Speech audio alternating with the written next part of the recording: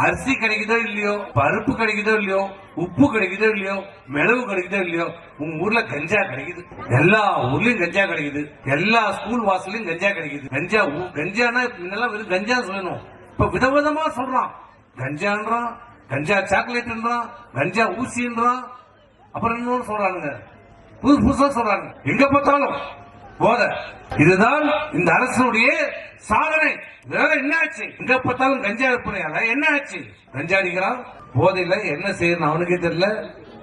அம்மாவை கொலை பண்றான், மனைவியை கொலை பண்றான், குழந்தையை கொலை பண்றான். இப்ப என்ன ஆச்சு? இப்ப தமிழ்நாடு முழு இந்த ஒரு ஆண்டு காலமாக, அதுவும் குறிப்பா இந்த ஒரு மாசத்துல பாத்தீங்கன்னா எங்க பார்த்தாலும் கூட்டு பாலியல். பாலியல் சொல்றது ஒரு மரியாதையா கொஞ்சம் இதுவா சொல்றது, கூட்டு கற்பழிப்பு. பச்சையா சொன்னோம், பெண்களை கூட்டாக கற்பழிக்கின்ற நிலைமை இன்னைக்கு தமிழ்நாட்டில் ஏற்பட்டிருக்கிறது. அங்கொன்றும் இங்கொன்றுமாக இருந்த சம்பவம் இன்றைக்கு அன்றாட நிகழ்வாக. இன்னைக்கு நேற்று கூட சென்னையில 11வது படிக்கிற ஒரு பொண்ணு டியூஷன் போயிருக்குது. டியூஷன் முடிச்சுட்டு ஸ்கூல்ல இருந்து நேரம் டியூஷன் போயிருக்கு. 7:30 மணிக்கு வரணும் வீட்டுக்கு. 7:30 மணி ஆகி வரல, தேடுறாங்க. டியூஷன்ல போய் கேட்டா 7:30 மணிக்கு முடிச்சு வீட்டுக்கு போயிடுச்சு.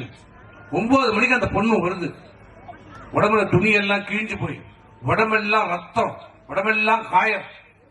டியூஷன் முடித்து வந்த அந்த பெண்ணை, 11வது படிக்கிற அந்த பெண்ணை, இளப்பெண்ணை கடத்தி கொண்டு போய் 3 பேர் கற்பழிப்பு. நேற்று நடந்திருக்கிறது. ஒரு வாரத்துக்கு முன்னாடி தஞ்சாவூர்ல இளம்பெண்ணை கடத்தின்னு போய் 7 பேர் கூட்டு பலாத்காரம், கூட்டு கற்பழிப்பு. சிவகங்கையில பலாத்காரம். இந்த 20 நாட்கள் மட்டும் 7 கூட்டு பலாத்காரம் நடைபெற்றிருக்கிறது.